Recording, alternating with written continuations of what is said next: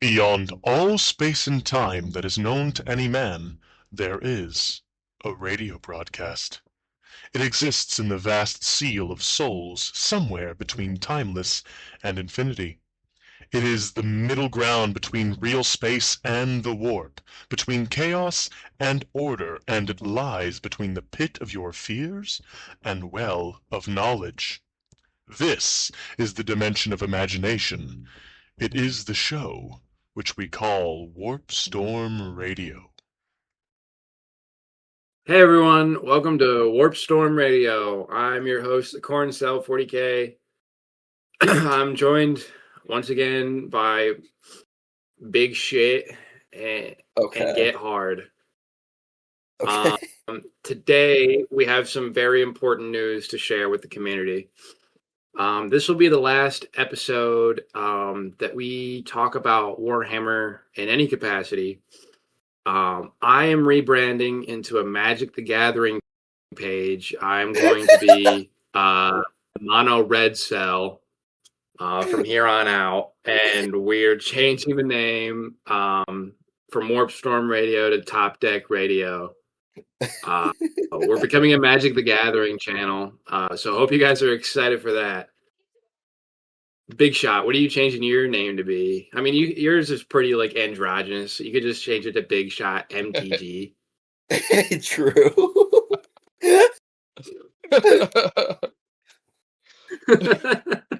Oh my god. Your name is androgynous. But anyway, in all seriousness, let me take a drink of Dr. Pepper real quick. I'm changing my name to Trample Hard, and I'm only gonna play green decks. You see, I pull out the remainder of the colors because I play Commander blue, black, white. It is the most cancerous deck on the fucking planet. Everything is infinitely more expensive. I'll play mono red. Dude, and then every now and then sprinkle a little bit of black. Have fucking fun playing against my 41-1 flying tokens, you bitch. So here's the thing. I have a board wipe. Dude, here's the thing. Wipe card. My deck is literally everything is infinitely more expensive to cast, and I can spend your mana to cast cards from your hand on my side of the field. Why are you just playing Magic the Gathering just spiritually Israeli? Oh, that's how you win Magic the Gathering. You just have to out-Jew your opponent. Dude. Bro, I'll never play Magic the Gathering again. I played it when I was like 13. Like 13, dude. Like 13 years old, I walked into a card shop with like my friends, and they're like, "This looks fun," and we just bought like random shit we thought was cool, and we played like just stupid games of Magic. And then at the same card shop, they put us onto D&D. We're like, "Oh, this is so much better. Fuck Magic. We're gonna play D&D." And then they put us onto 40K, and they're like, "Oh, fuck D&D. 40K is cool." Yeah. When I was in high school, I used to work at a like a little mom and pop's restaurant, and I got fired. That's a story for another day. Though. No, I called a customer a cunt, so I got me fired. That's just real, by the way. I'll tell that story later. But I needed money because I was in high school, and so what I would do is I'd play Magic the Gathering like money matches because there was like a ring in our high school where we would bet real money on 40K games, and I would like pull up to my house, and I would come up to my dad, and I'd hand him like a stack of money, and I'd be like, "Can you deposit this at the bank for me, please?"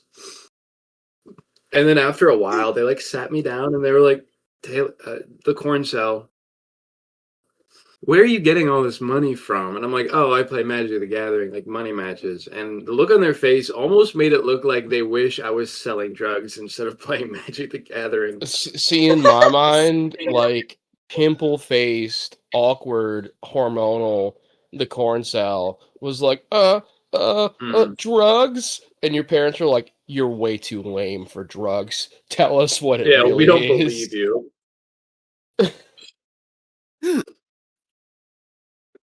But yeah, fuck Magic the Gathering. Fuck Wizards of the Coast, man. Anyway. Entirely as a brand. Yeah, just all of Wizards of the Coast. Yeah, all the wizards who live in the coast, fuck them particularly. Me, when I'm in a don't care about my player base competition and my opponent is Wizards of the Coast. Dude, what about good old James Workshop though, dude? He's a pretty close contender. This is the different James Workshop cares the strongest customer hater of today versus the strongest customer hater of all time.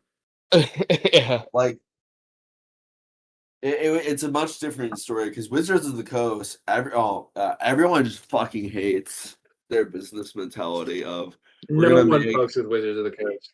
Fucking IP locked sets that no one fucks with.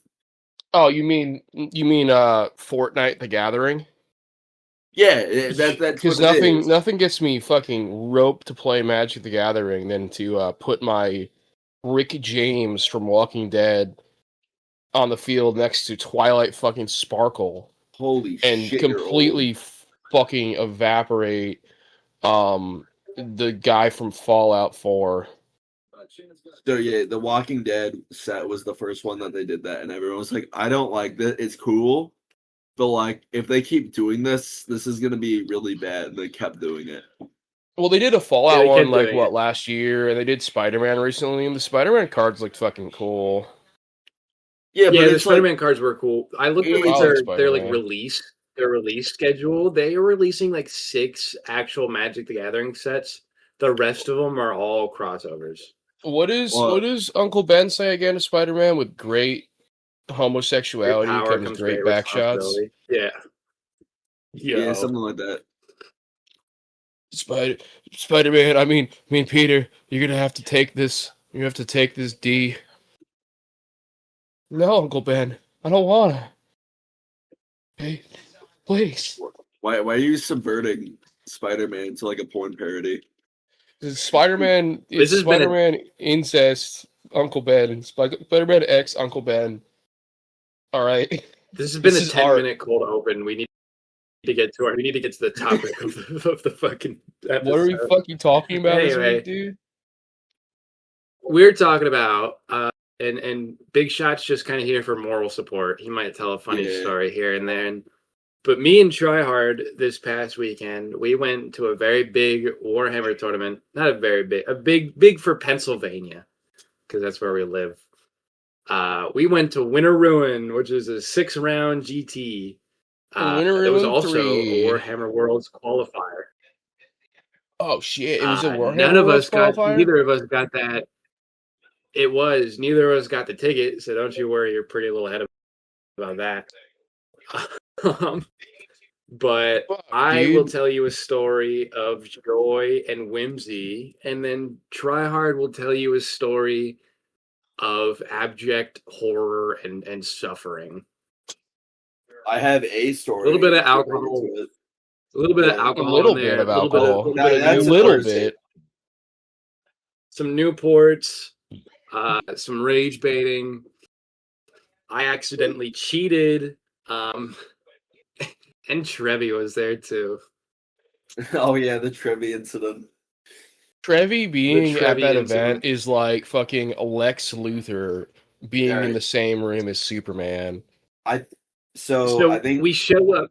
Yeah, we'll start with the Big Shot story because this is the only story that he could tell. This was arrived at that we got the Airbnb, what we dubbed the Agartha B&B. Why was it called the Agartha B&B again? Because it was just 4 white dudes for a night. That's why. Now go ahead, Big Shot. So, what I wanted to start with because I just need to why we don't fuck with Trevi. Okay, because it's kind of it sets up some of the aspects, some of the lore in the story. It's important to the plot. I mean, we know a lot of Warpstorm listeners already know why we don't fuck with Tactical Tortoise. Yeah, but it's been mentioned offhand in a couple segments. We need to put out Trevi, we don't like you. Trevi, we fucking hate you, bro. When I see you, when I see you next time, I'm buying a tortoise at the pet store. I'm putting that shit on the table next to you, and I'm beating that shit with a hammer and saying nothing. I'll pay a fine. The thing is, I don't care. I was indifferent to that man's existence until a thing that happened, and now I'm like, man, fuck Trevi even more now. So yeah, but anyway, Trevi is an asshole, and he cheated in a local RTT for 0 stage. For no reason. He got Infernal Puppeteer wrong and got a judge to rule in his favor.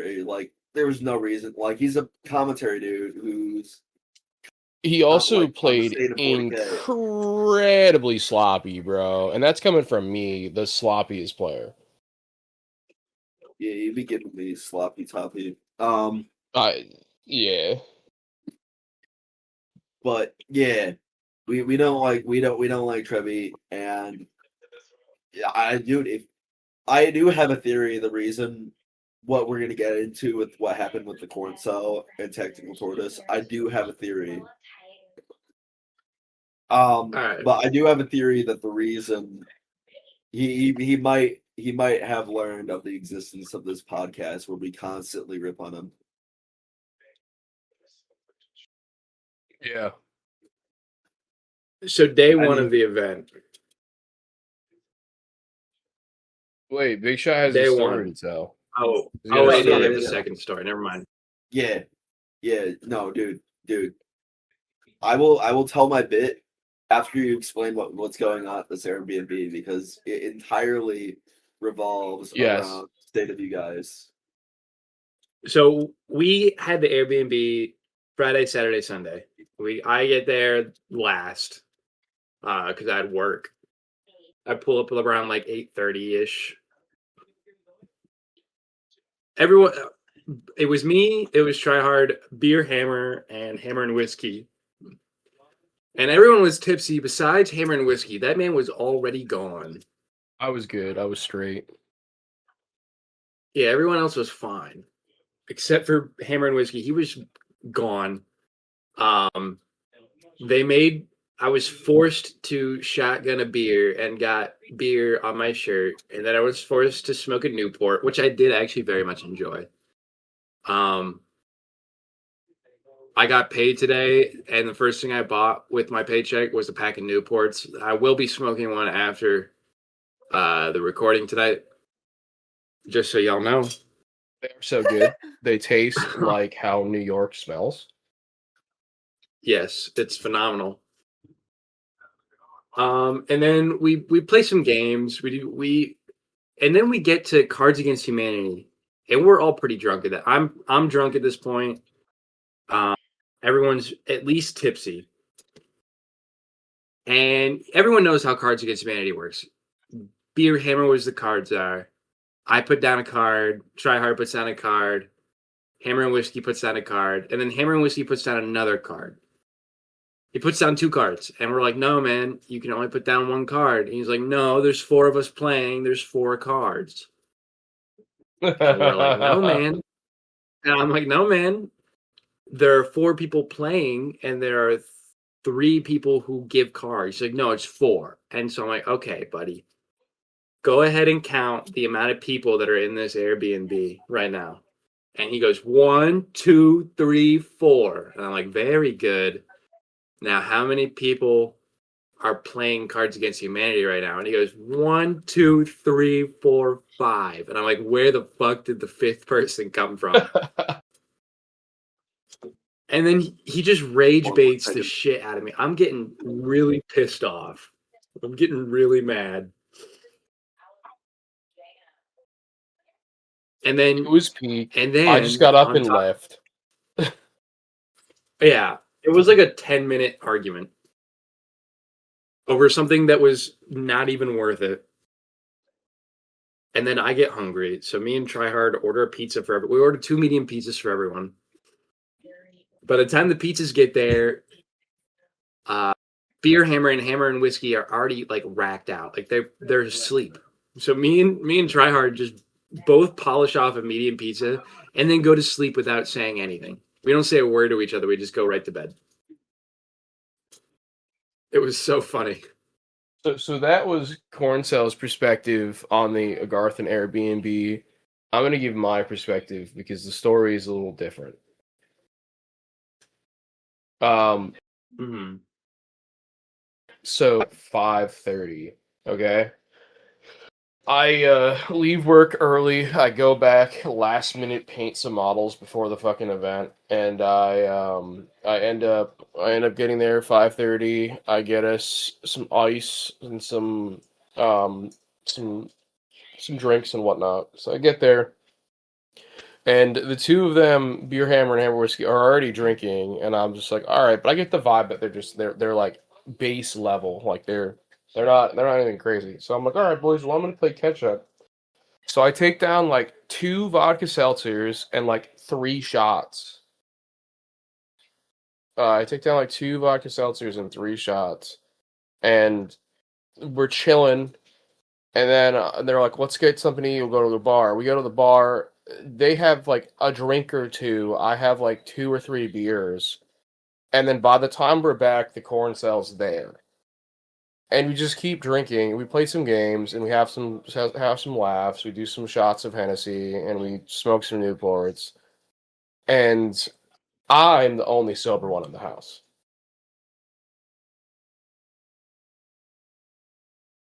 Interesting. Yes. Yeah. My tolerance is really high. Because it was over like a 5-hour period, I was pretty much just like base level. Like I was at the level that I came into when I got there at 5. And yeah, Hammer Whiskey can't count. We've established that he cannot count whatsoever. And I think we played, if I remember correctly, because it is kind of a blur. I think we played cornhole, but inside. Did that happen? You did. Yeah, And what I we can did tell you- play, I can and tell you- you put the cornhole tables like opposite directions, so there was no conceivable way to get the fucking sack into the hole. Nice. So here, That does sound like a me thing to do. Here's where I come in. Okay, this is my only input on anything that happened throughout the weekend. So I'm chilling in my dorm. I got nothing I'm doing this weekend. Okay, I get a call from Tryhard, a FaceTime. I'm like, oh, what's going on? I completely forgot they were at this Airbnb, and Tryhard is completely like plastered. He is incomprehensible at this point. So he just immediately gives the phone to the corn cell. And he's just staring. I have the photo still. He's just staring. I called you, or did you Beer did. Hammer call Yeah, you? editor, throw that picture up. Editor, throw that picture up. Yeah. Did I call you, or did Beer Hammer call you? Because I feel like No. Beer Hammer called you. No, I can tell you why. So it was like you were explaining everything that was going on. He gave the phone to Beer Hammer, and he like did not want to talk. But he's like super inebriated, and he just starts schizo rambling like South Tower. It like South that, Tower. dude. It was so funny. But you were explaining about the Newports and the indoor cornhole. And you're like, you just go, I want dominoes. And I'm like, okay, cool. It was like, dominoes. Cool, man. What are you gonna get? The domino. I remember that. I'm I like, cool. sincerely do not remember any of this. Yeah. I'm like, do you need me to walk you through how to order dominoes? He goes, no. Is this me saying that? Yeah. You were like slurred. And I I'm do like, not remember okay. that at all. Holy shit! That's why I don't remember. I wasn't ordering Domino's. Yeah, and I'm like, okay, are you sure? And he goes, yeah. And I'm like, all right, cool. And I was like secretly had this fear that you're gonna order like $40 worth of Domino's to your like actual apartment or house. So I'm like, please Nice. remember that you're in a different place. We ended up actually walking to the Domino's because it was across the street. Oh, really? No, we didn't. No, we didn't. No, I'm lying. We had It was across the street though. You made It took an hour to deliver it, and it was across the street. That's so funny. But yeah, that's the only thing that I have any input on this entire event. Yeah. Yeah, we took down like each of us took down like a medium New York pizza. Awesome. So I do that sometimes. Like I'll eat a whole medium pizza. If I eat a large, I want to kill myself. Never do that. Domino's fucks my stomach up, so I just had like hydrogen bomb BMs the whole weekend. I don't know what it is about Domino's. It's never a good idea. We wake up. I have zero hangover. I'm dialed in. We go to the event hall. Right, and everything. They do like thank you for coming. Make sure you spend money at the establishment, the tournament. By the way, if you live in Pennsylvania and you ever find yourself at Green Dice Games, they're actually a very phenomenal pop-up shop. They're not a pop-up shop. They're a shop in a farmer's market. It's a lovely time. I've been there multiple times. I've always had positive experiences. Yeah, Mike from Green Dice is a phenomenal human being. I can't express how much I love that guy. He runs a great shop. Great dude. His used model section is awesome too. Hey, Tryhard, do you want to explain what happened while they were doing the announcements for hey everyone? Yeah, you tell that story. No, wait, let me tell it from my perspective first. Hold on, because it's really funny. So the dude is like, "Oh, thank you." The tournament organizer is like, "Oh, thank you guys for coming." This and that. And huge thank you to Trevi Tactical Tortoise for streaming the event. And everyone's clapping, and like I'm clapping because I'm just trying to be respectful. And I look over, Tryhard's right next to me. He's not clapping. Like hands straight by his side. He's not clapping. And then I glance over ever so slightly, and Tactical Tortoise is standing there, staring at Tryhard, watching him not clap. And I'm like, oh fuck, okay.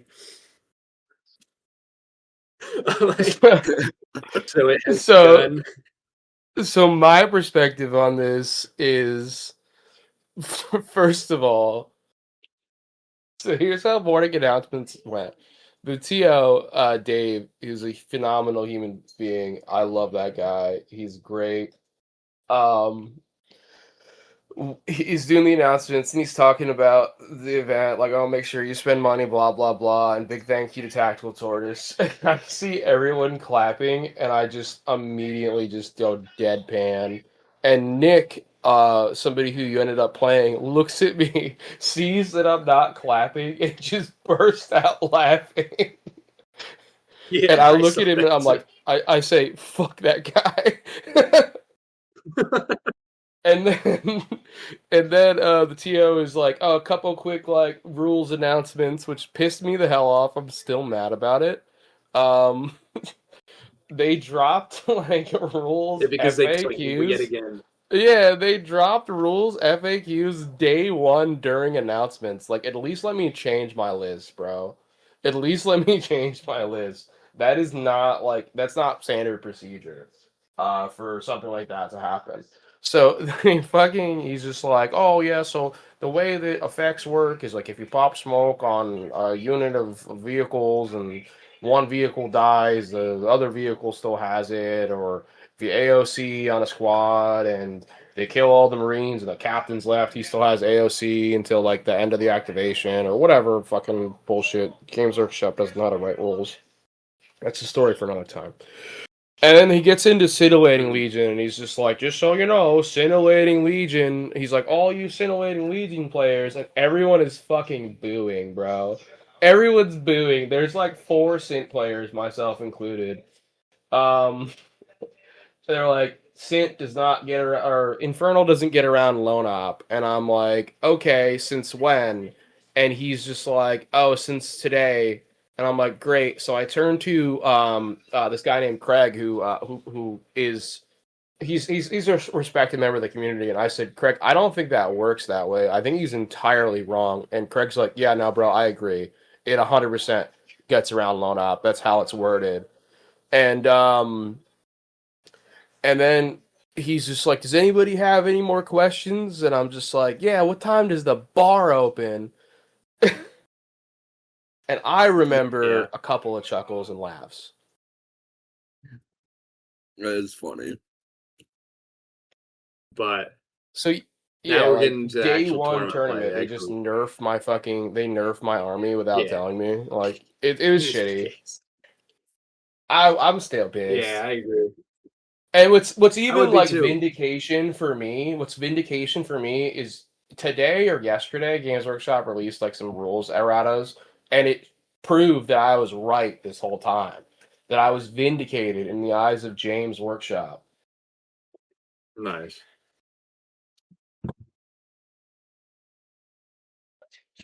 But now we'll actually get into actual tournament play.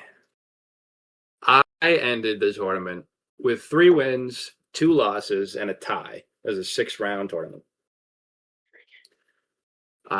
We'll wait. We're gonna wait until Tryhard gives his telling of the tournament to see what his score was.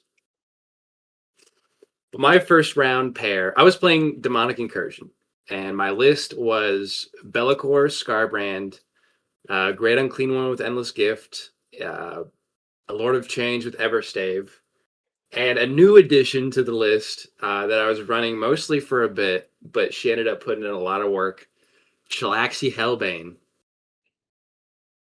Shalaxi's ability. What? I heard she put in a lot of work that weekend. She did. We'll get into that later. First round pair. Oh, it was those 5 bigs, and then it was 2 squads of Fleshhounds, 3 Nurglings, Seekers, and Plague Bears. First round pair was into Sisters. That game was like a slam dunk win because the first thing he said to me was, "Hi, it's very nice to meet you. My name is so and so. This is my first tournament." And and so in my mind, I'm like, really? Winter Ruin is your first tournament? I'm so sorry. But he was playing, you could tell that he really likes Sisters in like a lore way. Like he was a great dude, great opponent. He was having a blast. I don't even remember what the mission was. I think first mission was Linchpin, I want to say. Yeah, it was. It was Linchpin. I did end up taking his home. I did do that. I took it like round 4. But you could tell that he really liked his models. He really liked what his thing could do. He was very passionate, and so I will not make fun of him for that. And he was new at the game, so I'm not gonna. There's nothing to make fun of because he was just he was new to the game. There's no fault in that. I was new at the game at one point. So yeah, that was that. Round 2, I paired into Blood Angels. It was the new Rage Cursed Onslaught. That was a loss. I got my shit pushed in. Was that Zach? No, it wasn't Zach. It was some other Blood Angels player. I think his name was Greg. Word. But yeah, he just pushed my shit in. It was, I forget what the mission was. I think it was Terraform. I don't know. But I don't have much commentary on that because it was a very short game. Yeah. Turn 3 is where the fucking happens. I pair into Retcod Tau. And I made a rules error about Shalaxi Hellbane. In the system that is counted as a win, I do not count it as a win personally, because I feel like I accidentally cheated. I made the incorrect Judgment, I mixed up Shalaxi and what is it? Keeper of Secrets data sheets. I said that Shalaxi was -1 to hit and wound. That is not true. It was the Keeper who was -1 to hit and wound. I ended up winning that game by a point. The turn where it happened, he did end up killing Shalaxi, even though I said that she was -1 to hit and wound. But I don't think that would have mattered because he still put like half of his army within range of Shalaxi in his deployment zone. So it didn't affect my board control. It didn't affect anything. It just what it affected was how fast he killed Shalaxi. But I won the game by 1 point, so I don't know. Who knows what could have happened? He comes out after the game. He's like, I'm literally fucking shaking. I won the game by a point. And I'm like, oh, shit, yeah, bro. That one was rough. That was a rough game. But that was it for day one. And then day two, I immediately paired into orcs. And this, Josh, I'm going to say, Josh Maurer, if you are listening to this, I still do not like you. You're a good dude. I like you, but fuck you for that, bro. Yeah, Josh is a great dude. It's just like that was such an AIDS list for him to run. He was running more DACA orcs. And it was like the genuine definition of green tide was his list. He was running bikes, Gretchen, Shooter Boys, fucking Commandos, Gretchen again, Gazgul with fucking Mega Knobs, Storm Boys, all this shit. What I love about Josh is he doesn't roll his dice. What? He just has a bucket. He just has a bucket of dice. Yeah, he just has a bucket to roll his fucking dice. And we do like the pregame talks and such. And I'm like, I'm gonna go tactical. What about you? He's like, I'm going tactical. And me being the Demons player, I'm like, let me guess, you're gonna take Assassination and bring it down. Very funny. And he goes, no. I am going to take behind enemy lines and engage on all fronts. And the fear of God entered my soul. The fear of Gork and Mork. And I'm like, okay, fuck. Because he just has way too much shit for me to deal with. We set up, he deploys first. I'm like, fuck. We finish deploying. We roll for first turn. He goes first. I'm like, fuck. And he looks at me in the eyes. And he goes, here we go. Here we go. Wow. And I'm like, you're wawing turn one? And he goes, yeah, I'm wawing turn one. And I'm like, oh, fuck. It's absolutely criminal that he leaned over the table, whispered in your ear, here we go. Here we go. Here we go. And then he fucked you up. He didn't. He yelled that shit. Like people. No, I like to think that it's that like picture of the guy whispering in George Bush's ear. Yeah. And like I deployed in such a way that I was like, "There's no way he's gonna get into my deployment zone turn one." He did. He did. He like legit just pushed models up the fucking board, and I physically just could not chew through everything in time to stop him. It was like a 99-30 game. Like he fucked me up. I was like genuinely like I wasn't mad at him, but I was like, holy fuck, like what do I even do against that? And then he goes, just run scintillating. And I'm like, fuck you, dude. I'm not running Scintillating Legion. Every non-demon player, just from an outside perspective, is just like, oh man, just play Sint. They don't understand the army because it's so janky and weird. But Incursion is still good. Incursion, strangely enough, counters Sint if it's played correctly. Yeah. I've done it. Incursion also counters Catan right now as well. Like the Scarbrand and the goo, they hurt Catan. Yeah, they just fuck you up. I was lucky I didn't pair into Satan at all this event. I didn't pair into Necrons or another Demon Slayer. But yeah, that fucked me up. I think this was round 5. I paired into Thousand Suns. And it was 30 Occult Terminator spam. And I'm like, but I send the list to Borg. And I'm like, what do I do into this? What's the play? And he goes, yeah, this is kind of just an auto loss for you, bro. I don't know what to tell you. And I'm like, fuck. And I ended up tying that game. You had asked me what you should do, and I was just like, talk to Borg, but I think you're cooked. Yeah. And I ended up tying into it. That was genuinely the most, like, that was a big shot corn cell level game. The amount of, like, generational lock-in that was present. Like, I was physically, like, I was starting to sweat a little bit. Like, my brain was firing at all fucking synapses.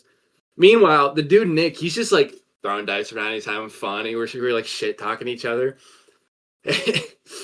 My strategy going into that game was like, okay, mathematically speaking, he puts down a greater a turn. What if I just fed him a greater demon every turn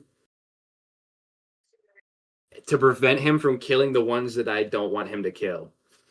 And so, like, Bird, I was like, Bird and Bellicor need to stay alive. That is the modus operandi. And so I ended up going second. I deployed everything on the board. I pick up Scarbrand and the Great Unclean One. Deep strike Scarbrand 6 inches into a squad of Terminators, charge it. They kill Scarbrand. I'm like, okay. They kill Scarbrand on his turn. And so I'm like, all right, where Scarbrand was, boom. Now there's Shalaxi. Shalaxi fucked them up again. Meanwhile, Bird, Bellicor, and Goo are fighting the other 2 Scarab Occult Terminators. And then shit just went down. It was literally down to like turn 5. Because if he banked a 9-inch charge into Shalaxi to pick her up, if that wouldn't have happened, I would have won the game. But instead, I tied because I had bottom of turn scoring. But that was my all-time favorite game of the tournament. That was great. And then round 6, I parented Tyranids. I fucked that guy up. Like, that was like he had a Tyrannifex, some other 4-legged shooty thing, Swarm Lord, 2 Hive Tyrants, this and that, a bunch of Gaunts and some other stuff. And in my mind, I was like, all right, Shalaxi's going to quarry one of the Hive Tyrants. Skybrand's just going to fuck it up with Raw Data Sheets on the other one. And that's exactly what happened. I dropped 3 of his big Tyranids turn 1. And then I just pushed models up the board, and there was nothing he could do about it because I removed the things that could actually hurt me. And then I won that game by a 30-point margin. And so that was my record, man. I also love were like, hey man, take a battle shock test, and I'm like, thank you. Yeah, thanks. I am at +1, and if I pass it, I get wounds back. Tyranids versus demons is like Mercy and Overwatch is on the other team, and she's just healing the other team the whole time. Yeah. Because I remember, he put 3 wounds on a Great Unclean One. And then immediately after, he synapsed, or he did the Shadows in the Warp thing. And I pass on the Great Unclean One. And then I roll a 3 on his wounds regen. And I'm like, all right, he's back up to full now. And the look on his face was just of pure disappointment. so funny. I like NIDS conceptually as an army. It's just I play orcs already, so it's like I'm not gonna play a second one. It's just not happening. I've always had like a weird, profound like lust for Tyranids to play them, and there's been about 3 occasions where I've bought Tyranid models, and in fact, as a matter of fact, right now in my box of shame, I have a Swarm Lord, I have like a Neurolictor, and I have some like trash troops. But I ended up buying a box last edition, like a launch box or a battle box, because it was cool. My problem with Tyranids is I like them. I like how they play. I think they're fucking cool. But I cannot paint Tyranids for shit, bro. There's something about the way they're designed. I've tried. I can't do it. It doesn't look good and it demoralized me, and then I sell them immediately after buying them. Speaking of box of shame, Mr. Corncel, can you please give me my commandos? Please. Please, Speed, I need this. Oh, you're talking about the commandos? Yeah, I'll before I'm recording. Thank you. It's like the 5th time somewhere in there. Yeah, you'll get them in edition when they've Dude, I would crash out because they've been like good for like 3 or so months. So by the time I get them, I guarantee you the data site's gonna hit and they're gonna go up 30 points. Yeah. I love commandos. I love the 10-man infiltrate fucking 20-inch denial. Well, what makes them good isn't even it's the splitting off. You have one unit that's just entirely its goal in life is to jail your opponent, and then the other 5-man, its entire goal is to do actions. I agree, but I also see a value in a 10-man infiltrating unit that's cheap that can deny like a whole portion of the board if your opponent has infiltrates. Oh yeah, dude, absolutely.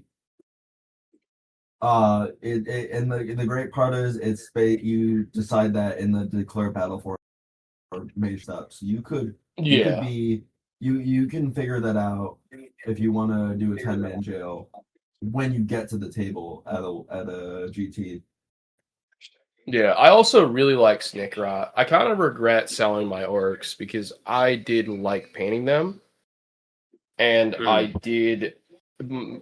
had orcs as an army when I was like a kid. So like when I was able to buy them again as an adult, I was like, oh, this is like my childhood army. I want to like do it like what I would do as a kid, but like with adult skills. And Bully Boys got nerfed, and I kind of just sold them. But if I still had them, I'd probably be playing orcs right now on a comp level because like there are just builds that are just great with orcs right now. The new detachment, by the way, oh my god. It's like it's so close to being perfect, but it's just not. The shitty thing is it's just going to be gone in like 4 months. You know, my theory is what's going to happen is we're gonna keep like Grotmus and like additional books or detachments they drop in 11th, but we're gonna lose all of the codex ones. I don't think so, bud. I think it's gonna be a hard reset on everything. I think we hard reset codex until 11th edition codex. It depends if we are going to be. It depends on if they're going to release indexes or not. If they do, it's kind of rough. I really hope that they don't. Be asked to get a new. My stance is I hope they do indexes because Index Hammer was a really balanced way of playing the game. That is true. Well, they killed Mazrok Scragbad. Okay, remember when I in the codex? Dude, yeah, they killed him, dude. Do you know Corncel? Fuck. Do you know what he did? All right. No. So in addition to what he already did, he was T9 versus he was T9 versus he's T10 rather instead of T8, and he had an additional wound. And then he also had crit 5 wounds, but he already had like wounds built in. So he would have mulched through vehicles, but now he just can't. He lacks the ability to do anything short of a rhino. Did you also have? Wasn't your war boss on Squigosaur had like a 4-up Philippine? Oh yeah, that too. It was a whole thing. I don't know. Like, yeah, he was an auto include, but here's the other thing. You know, what else was auto include? Captain Badrock and Flash Gets. And then they killed him too, and I'm mad about that still. He'll be back. I have like a feeling he's coming back and like in 11th, because if you think about it, this like 100 worlds is that what it's called? 500 worlds. Yeah, like these end of the edition campaign books are setting up the lore for 11th. Orcs are definitely going to be the launch army, and you just got a Flash Gets freeboot as detachment. Oh yeah, 100%. So what does that indicate? You know what I mean? Like somebody's coming back. Yeah, it's more the reason why it's also funny because what makes Flash Gets good currently is their actual lack of character support, paradoxically, because you don't need an attachment or anything for them to work. They just do, which is great. However, I want some way to like reroll ones. Like, you're telling me the guy who can lead every single other orc shooting unit in the game can't lead Flash Gets? Yeah. Nope, not gonna they're happen. Freebooters though. They don't mess with any orcs. They mess with themselves. Dude, I don't know. I love my green skins so much. They bring me so much joy in life. I did this thing we're talking where about like every. All right. I did this thing where like every like other one of my squads had like a red-skinned orc or an albino orc, and every orc had a different skin tone, like a different shade of green, and it looked cool. Yeah, I don't doubt it, and when people pull it off, it looks great. However, I lack both the patience and the willpower to do that to myself.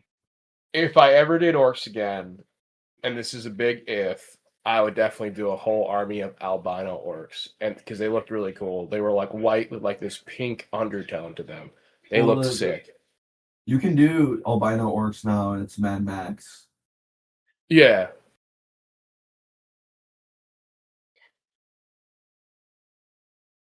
But yeah, that's my 2 cents. Word. Well, I'll talk about my fucking tournament experience. Yeah, go for it. Oh, TLDR. How far are we into the episode? We're 51 minutes in. TLDR, 51 minutes in. I had a bad time. All right, thank you for tuning in to Warpstorm Radio. So I had a bad time. We partied a little bit too hard on Friday, and I was pretty tired going into my first game. Obviously, the announcements happened. Obviously, you know, the loan op thing happened. So already, you know, like I'm already like one in the hole going in. I pair into a Iron Hands player who, I kid you not, is like one of Space Marine Simps's Horcruxes, dude. Like you could take this man and put Space Marine Simp next to each other, and they would be the same person. Nice. So he was running Iron Hands. He was running the Iron Hands detachment. The Iron Hands detachment has double oafs, but you have to see the other target with a character to get it off. So it's like the new Red Corsair thing, kind of. Yeah. It's not good on paper, but so he had like an ATV, like a repulsor, an impulsor, some heavy intercessors, some infiltrators, some terminators, some stern guard, some more heavies, just like Space Marines swap the army. But what he neglected to tell me, and I fully believe that he was a newer player, he neglected to like really get down to the nitty gritty on like what his characters do or what his enhancements do, because he had a character that would give out a 5-up Feel No Pain while attached to a unit, and he was comboing that with -1 damage. So he was just holding heavy intercessors up on a pedestal, and it was really freaking annoying, man. I wasn't doing the damage. Oh, he had Blade Guard. I wasn't doing the damage I needed to do, and he had bottom of turn. I was only down by 4 points going into bottom of turn, and I was like, if I make this charge, I win the game. So I declared the wrong target as a charge, and I lost the game because I wasn't paying attention. I mean, yeah. Yeah. I wasn't paying attention. What my highlight of that game is he had a unit of Blade Guards staged inside of an L where I could see one model because that model was performing an action. I moved up Screamers, kept them within 9, and fucking nuked Blade Guard with a bird. And he's like, "You can do that?" I'm like, "Yes," and I'm gonna do it to you all game. Get ready for that every turn. And he's just like, "This is supposed to be a tanky unit, and you just one-shotted it." I'm like, "Yeah, it's how this works." I'm like, "I'm sorry." He literally, I kid you not, only killed one Lord of Change. Everything else in my army, one Lord of Change in all my trash. I had Kairos up, I had Be'lakor up, I had the Prince up, I had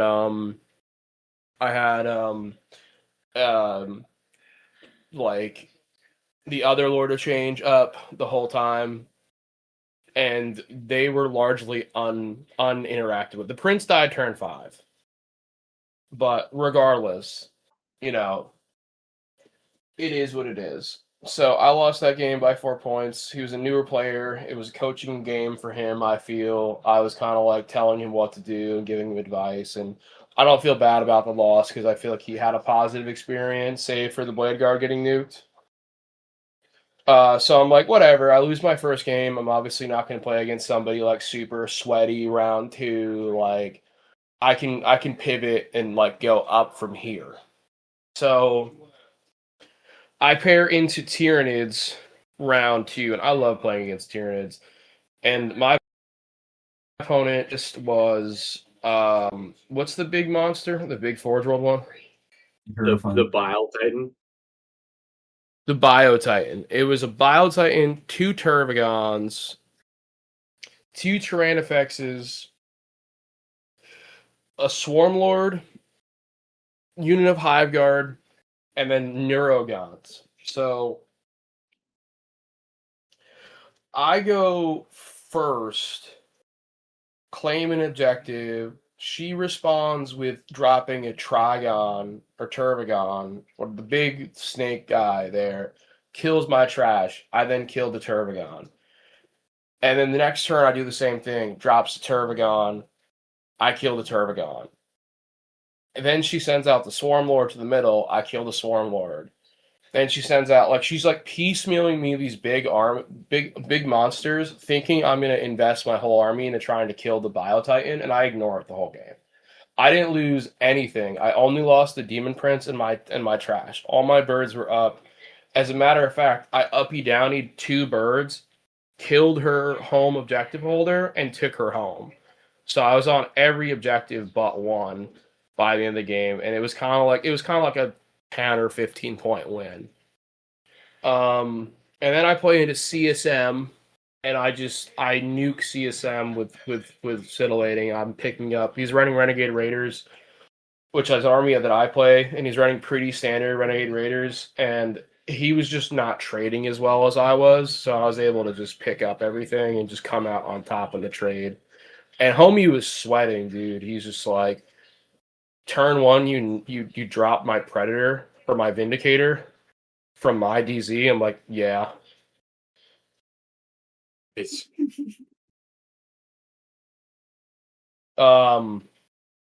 So then we go into the game battle round or game day 2. We go back to the Airbnb and we crush some wings and have some more drinks after the tournament. And the wings were really good. I slept in Harry Potter hole. It was a closet with a mattress pad. So again, I slept like absolute fucking shit, bro. Absolute shit. So we go into day 2, and I see who I pair into, and it's Black Templars, and I'm like, yes, I can beat Black Templars. We are so back. I'm only getting one loss this event. It's only up from here. And I lose to Black Templars. He was running the Auspex Tactics detachment, bro. He had literally we just kicked the shit out of each other, bro. I did like 20 mortal wounds to myself through Hazardous.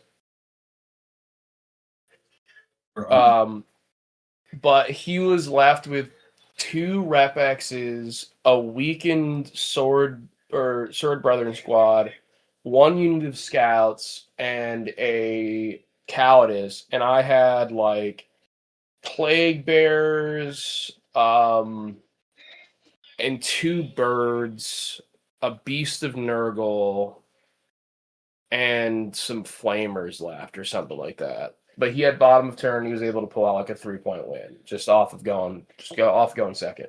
I drew like Bring It Down and Area Denial, and I was like, if I can kill this Rep X, and if I kill this Rep X, I get big Area Denial, and I get Bring It Down, and it's a 9-point swing.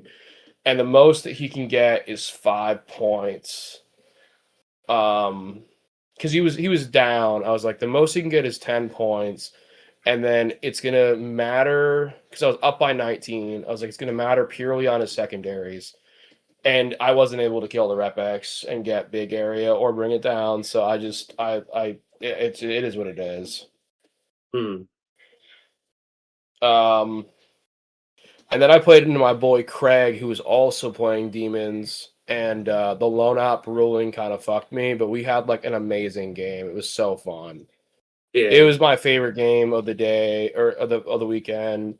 I 1-tapped Rodigus with a bird.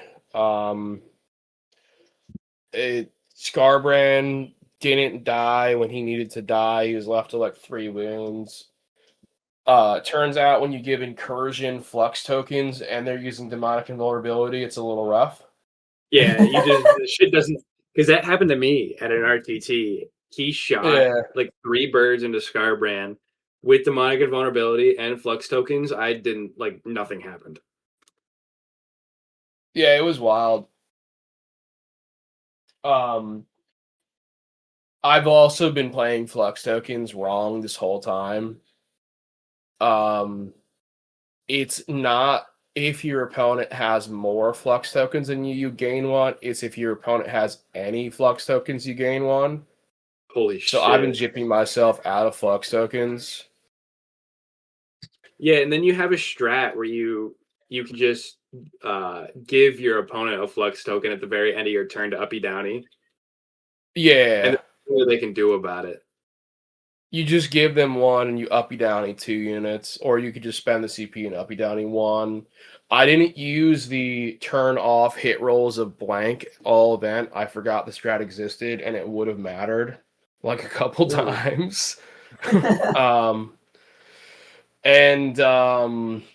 So yeah, I lost to my boy Craig, but we had an amazing game, and he was like, this is my favorite game of the weekend too. Like, this is so fun. So that was like, I might have lost, but we had a good time, and that's really all that matters, you know. Like, we're going there to have fun. I doubt that the corn cell or me is going to win a golden ticket. No. So the value alone of giving your opponent a good game and having fun is a good thing. And I feel like I gave all my opponents a great gaming experience. Besides CSM, I feel like he was kind of hurt about how it went down. And overall, that was my victory out of the event. Is I might have lost the battle, but I won the war of friendship. What I got out of it is I'm now the 9th ranked Demons player in the country. So, and I think I'm 3 now or 4. You're 4, so I'm not too far behind you. Oh fuck! My game 6 though was against my teammate Chris. We had a good game. He just went second, so he's able to pull out a small victory. There's nothing to note. I went first every single game besides game 1. And there is a huge go first disadvantage in the game right now. I would have preferred to go second in 9 times out of 10 of those circumstances. So ironically enough, the new orc detachment really prefers you going first. Like your opponent goes first? You. No, you go first. Because a lot of the strat for able to perma-wah, like effects of the wah, is dependent on you being on the objective. And you call your objective at the start of the battle round. So it is imperative that you know exactly what your objective is and have the foresight. Yeah. Yeah, man. I think at this stage in 11th edition, I'm going to say this right now. There are no bad detachments. There might be suboptimal detachments. No, the Beast Naga one for orcs is so fucking outrageously, horrendously dog shit. It makes me want to fucking die. Because everybody said Cult of Speed was kind of like dog water, but I think Cult of Speed actually has some merit. So Cult of Speed is fine for like small scale RTTs. It's a jail archetype. It's not great though. And that's the thing. It's not gonna win a GT. It's never gonna win a GT. And if it does, it's like the weakest. It's like California. Okay. Yeah.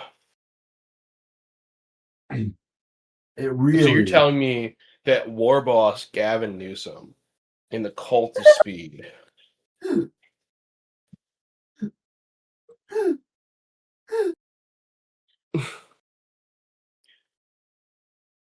That's really. That would be really funny, dude. If you just custom named all your characters after famous politicians that are currently in office. I would. Boss Necrot. Sorry, Boss Epstein. My bad. Yeah, the big dude. I gave my boss Necrot when I painted him. I painted his pants like Adidas runners. And I hate that I got rid of that model, bro. That was so peak. Legitimately, after I do that, after I finish recording, I'm going to go do that. That is the funniest thing I've ever heard. Yeah, bro. All you gotta do black pants and then just like 2 stripes. And that's it. That's so funny. I called him Boss Hood Rod.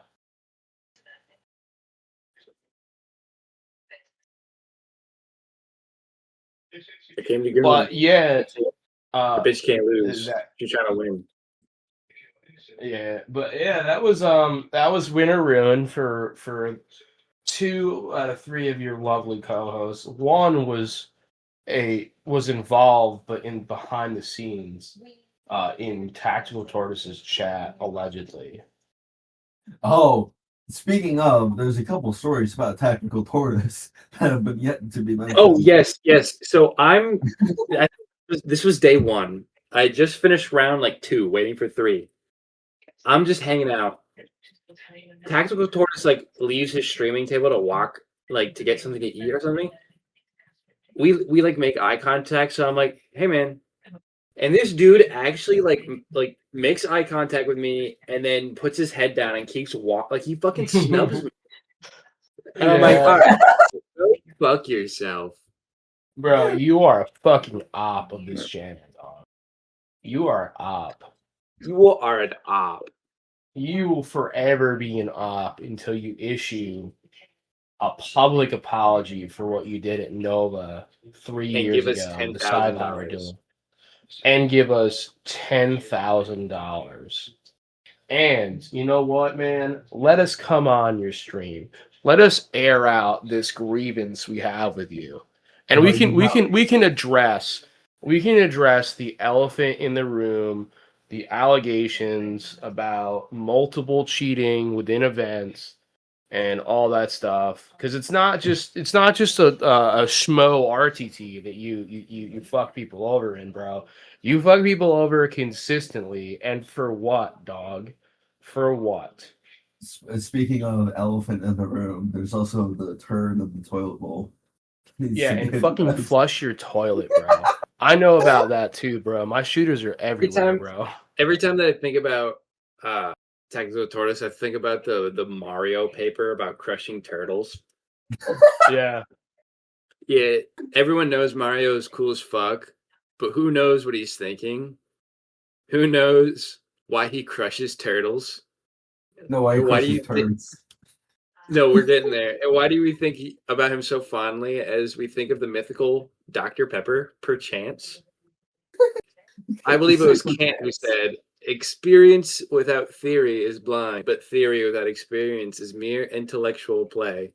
Mario exhibits experience by crushing turts all day.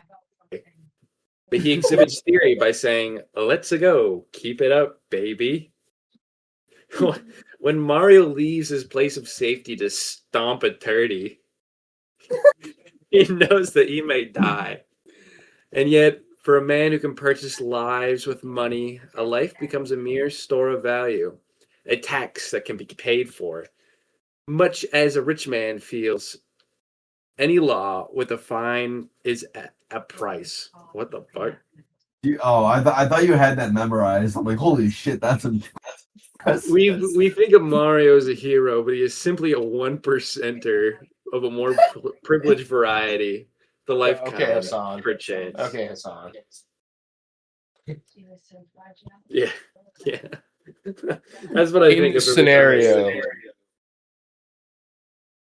In Mario, Luigi, and Toad, and you are a Koopa, and we're coming to stomp you out, bro. Well, what was the other thing that happened on his stream? Oh yeah, so dude, peak moment. So the whole fucking event, we have this bit going where we're just like, if we ask Netanyahu to bless our dice rolls, we'll roll good. So like throughout the event, me and Hammer and Whiskey and fucking Greg are doing this. So Greg gets on stream and somebody's like shooting at his broadside and he's just like, "Netanyahu, please let me make these saves, please, Netanyahu, please." And he's on Trevi's stream and he made all the saves. His broadside lived. That's so funny. He didn't fail any. He made all of them. And didn't he yell it too? No, he didn't yell it.